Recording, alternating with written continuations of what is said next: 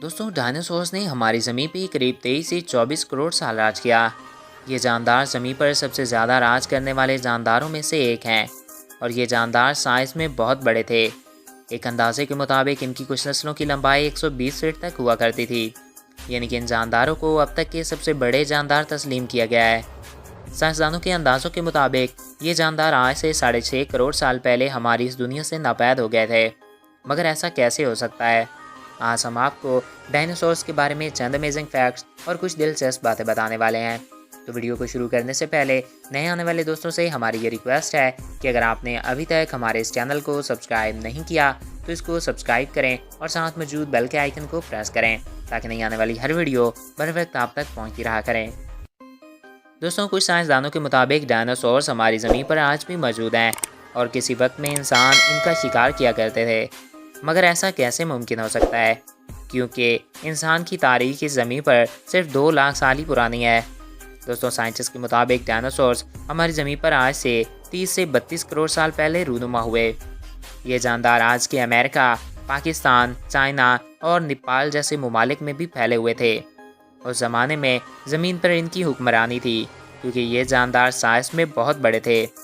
इनकी हज़ारों नस्लें थीं जिनमें कुछ गोश्तखोर तो कुछ घास और पत्तों को खाते थे। ये समंदर की गहराइयों से लेकर हवा की बुलंदियों में फैले हुए थे। ये अपनी सुकून की ज़िंदगी जी रहे थे कि एक 16 किलोमीटर से भी चौड़ा एस्ट्रॉयड यानी शाहाब साकिब हमारी ज़मीन से आकर तेज़ी से टकरा गया।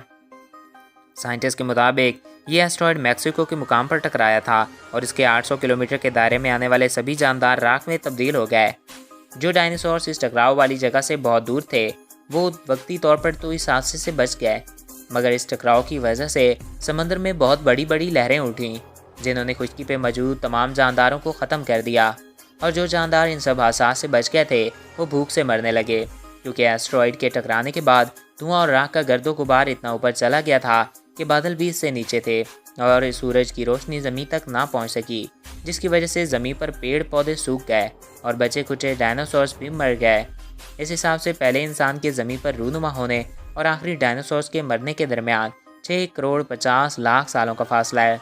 मगर जो बात आज हम इंसानों को हैरान कर रही है वो ये है कि आखिर डायनासोर्स इतनी जल्दी इस ज़मीन से ख़त्म कैसे हो गए। कुछ साइंटिस्ट कहते हैं कि ये आज भी हमारी ज़मीन पर मौजूद हैं। तो दोस्तों आप इस बारे में क्या राय रखते हैं हमें कमेंट बॉक्स में ज़रूर आगाह कीजिएगा। आई होप आपको ये वीडियो पसंद आया होगा और आपकी मालूमात में इजाफा हुआ होगा।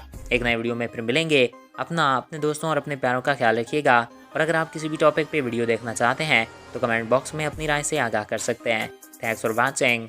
अल्लाह हाफिज़।